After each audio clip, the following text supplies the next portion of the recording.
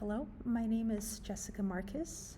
My colleague, Ms. Gaib, and I are from the Macau University of Tourism. Our research looks into the complex interplay between anxiety, confidence, and motivation in English poster presentations among university students. Let's have a look at what we'll cover today in our presentation. We'll begin with the research background and focus, review relevant literature, describe our methodology, present our findings and discussion, and conclude with key recommendations and future direction.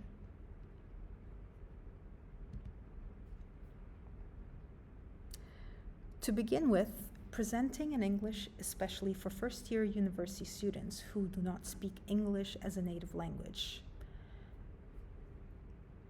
often brings in a mix of excitement, but mostly apprehension. Many students struggle with anxiety, which can undermine their confidence and participation. Our research is set out to identify what triggers this anxiety, how confidence shapes performance, and which strategies students find most helpful. We have specifically asked for our research what causes presentation anxiety in Year 1 university students, the type of strategies that can help them reduce anxiety and build confidence while presenting in English, and how they perceive their own experiences with poster presentations.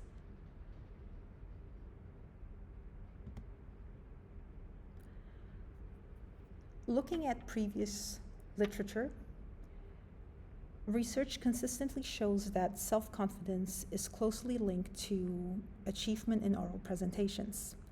Students who feel confident are more likely to organize their content well and deliver it effectively, while anxiety usually causes a low self-esteem, fear of making mistakes, and lower performance in presentation. With regards to motivation, motivation and self-confidence can actually increase oral presentation performance and willingness to participate. And if students are actually prepared and have done enough preparation work, it will also help them build confidence and succeed while presenting to others.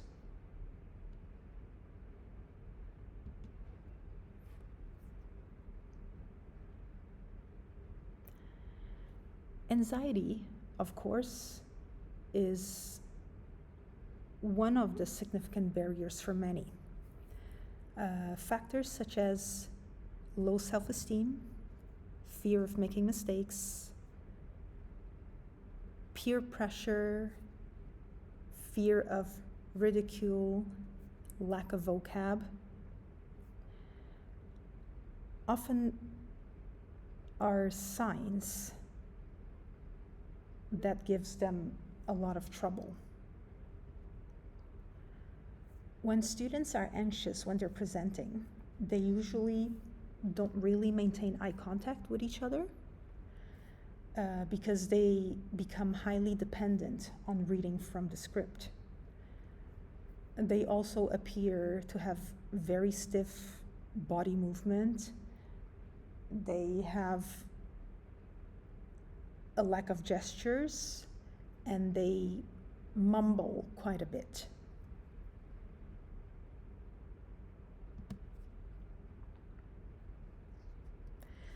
So,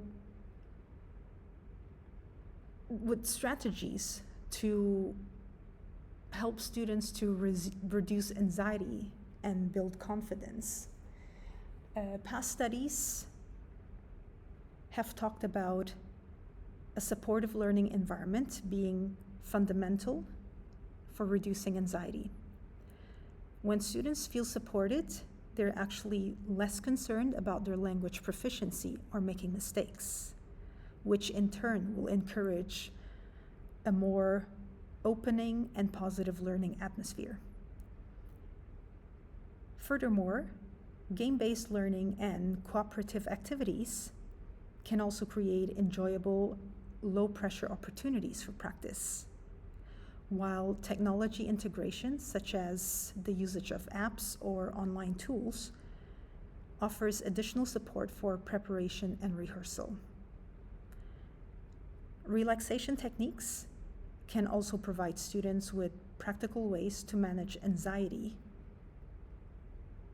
while they are presenting.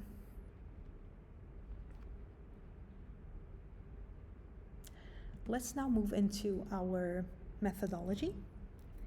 So in our study, we have used a mixed method approach combining surveys and semi-structured interviews to investigate first-year students' perceptions of poster presentations. 5 classes, all having completed the same English course and assessment, have participated in the study. Data collection took place about 10 days after their presentations, so that students would have had enough time to reflect at the feedback. Interviews were then conducted in familiar classroom settings to encourage honest and relaxed responses. The way that we chose students to participate in interviews was through convenience sampling due to accessibility and availability of our students. So this study involved a total of 87 students, and they all filled out a questionnaire that has used a 5-point Likert scale to measure confidence, anxiety, and preparation.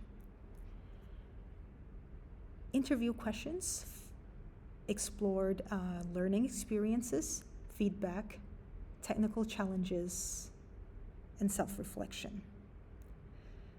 Data analysis was done by finding out the mean and standard deviation, Pearson correlation between different aspects, and also independent sample t-test. While for interviews, we focused on ideas that students have expressed that seem to be important and useful for the study, and also on aspects that were mentioned by the majority.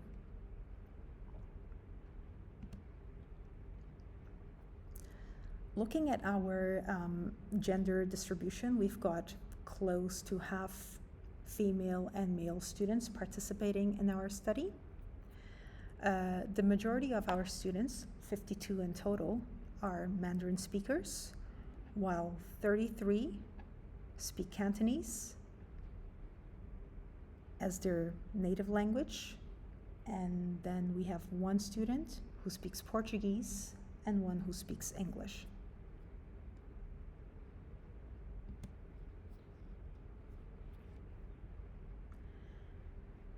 Looking at confidence and anxiety levels,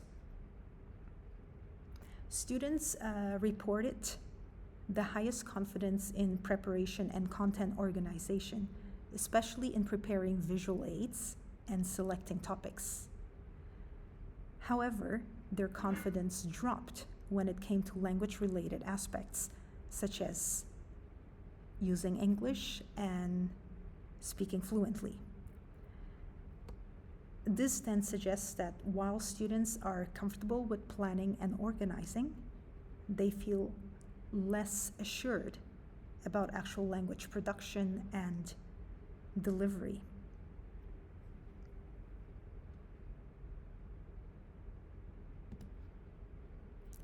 With regards to how they perceived peer feedback, They generally valued peer feedback, rating all aspects above 3.4 on the 5-point scale. They particularly appreciated receiving evaluations and found peer suggestions helpful, but they felt less confidence in their own ability to provide meaningful feedback, highlighting an area for further development in peer assessment skills.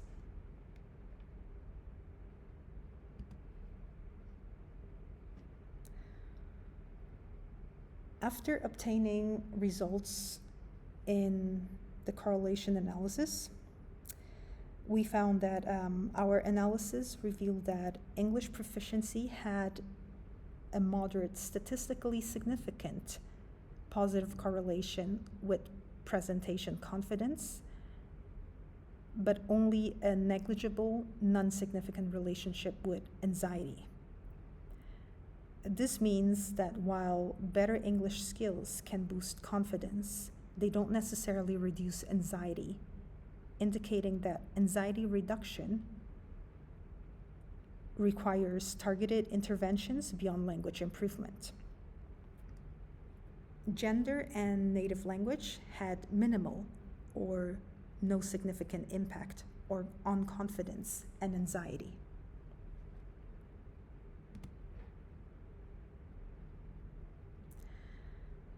With the independent sample t-test,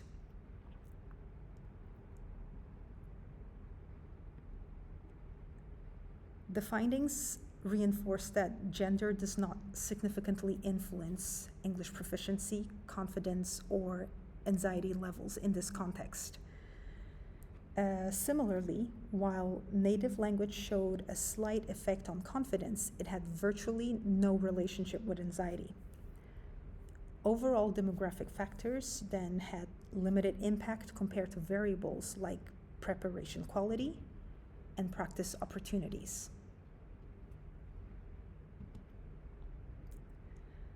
Looking at the findings from student interviews provided relatively vivid insights. For example, one student described content-related anxiety, regretting not having written enough or clearly expressing main points, highlighting the direct impact of preparation on confidence and anxiety. Another student realized the importance of practical poster design after receiving teacher feedback, while others valued feedback for identifying specific areas to improve, such as speaking volume. Unlike some previous studies, most students in our research welcome teacher feedback, finding it constructive rather than threatening. Linguistic challenges, especially pronunciation, were mentioned as primary obstacles, often leading to script reliance and increased nervousness. Success was defined both by internal satisfaction and external validation, such as positive audience reactions or recognition from peers.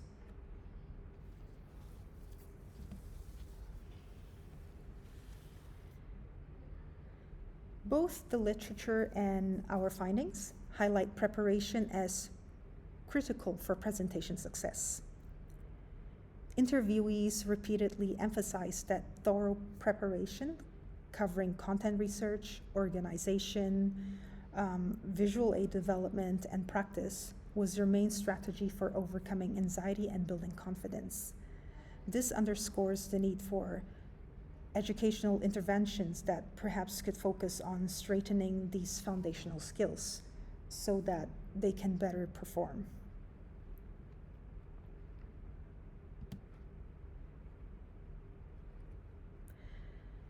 Moving on to technology integration. The participants reported using a wide variety of technology while preparing for their presentation, from AI tools for generating ideas to translation apps for language support. This aligns with recent research suggesting that technology integration can actually effectively support language learning and presentation preparation.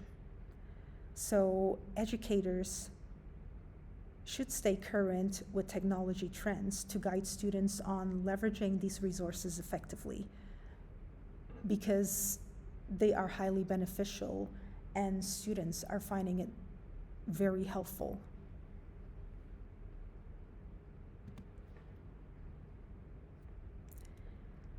Looking at supportive learning environment, the importance of a supportive classroom environment was clear.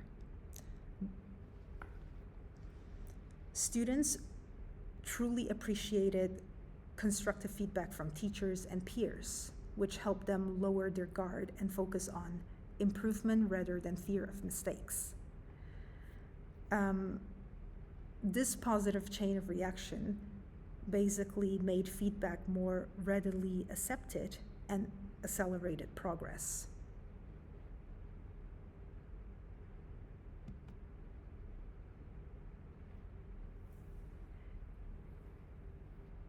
Needless to say, in order to give a good presentation, having enough practice is one of the important things.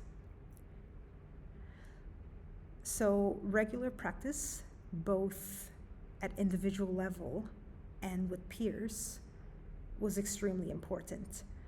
Students found that repeated practice, especially when combined with feedback, gradually increased their comfort and fluency.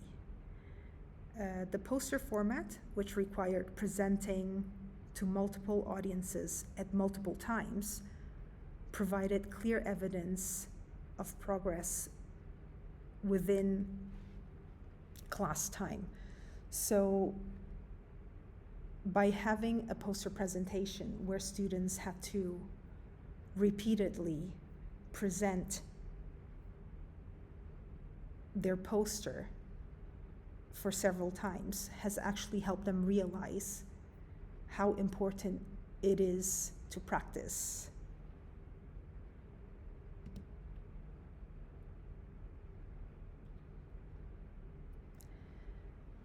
The impact on future presentations itself. The experiences not only improved current performance, but also equipped students with strategies and confidence for future presentations. So throughout this whole experience, they realized that practice is definitely one of the aspects that is required, and that practice gave them an awareness that they were actually improving. So then it leads to a higher probability of them to follow and make sure that in the future they will actually practice more before a presentation. So this now brings me to some recommendations for educators itself. Having a supportive environment is very important. Making students feel safe, that it's okay to make mistakes because mistakes are seen as learning opportunities. Providing them balanced feedback by highlighting what they're good at while guiding them to improve. And also fostering peer support through collaborative activities. Teachers can also try to include more practice opportunities for students to give them more structural guidance for every stage during the preparation process. Incorporate technology and how it can actually support them with content development. and allow them with enough time to prepare for the presentation. It's also quite important to emphasize on the preparation process itself, to include multiple formats, such as individual, presenting to just a classmate, and then moving on to a smaller group can be very helpful. We should also encourage them to use recording tools for self-assessment, because they can rewatch themselves and see where they have performed relatively well and where they need to improve.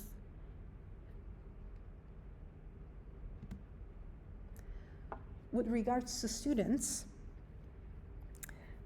students can actually enhance their experience by starting preparation early for thorough content development, using technology tools to support language and content accuracy, practicing multiple times, including recording and reviewing presentations, seeking and reflecting on feedback from teachers and peers, and develop some coping strategies so that it can help them to manage anxiety to perform better in class. In conclusion, our study sheds light on the complex relationship between anxiety, confidence, and motivation while giving poster presentations in English. Preparation, practice, and supportive environments are key to fostering successful experiences. By implementing these strategies, both educators and students can build confidence, reduce anxiety, and ultimately enhance both presentation performance and the overall learning experience. This brings me to the end of the presentation. Thank you for your attention.